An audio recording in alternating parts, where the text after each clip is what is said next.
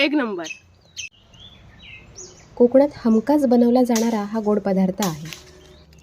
काजूचा म्होवला हा कोकणातील एक पारंपरिक आणि अतिशय चविष्ट असा गोड पदार्थ आहे, जो प्रामुख्याने गुढीपाडव्याच्या वेळी ओल्या काजूचा वापर करून बनवला जातो. आज मी सुद्धा काजूचा म्होवला बनवणार आहे. त्यासाठी ओले काजूवर काढून आणलेत. आता ते चिरणार आणि त्यातला गर वेगळा करणार.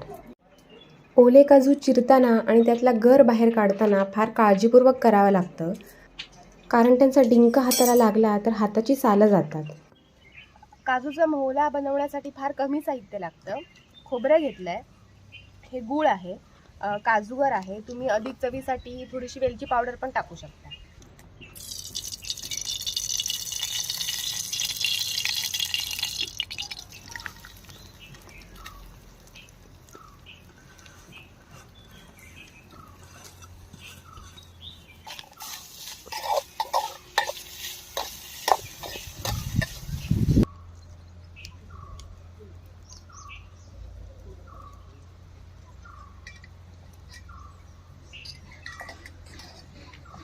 आता काजूगर घालून घेते.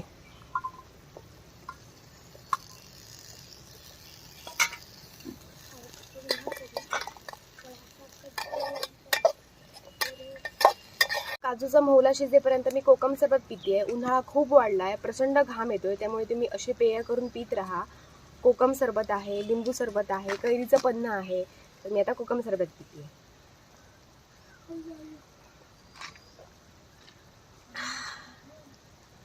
गूळ वितळलं आणि काजू शिजले की झाला आपला काजूचा म्होवला तयार.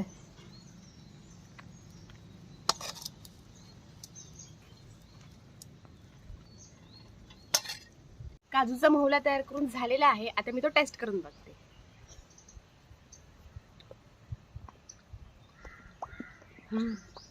एक नंबर झालाय.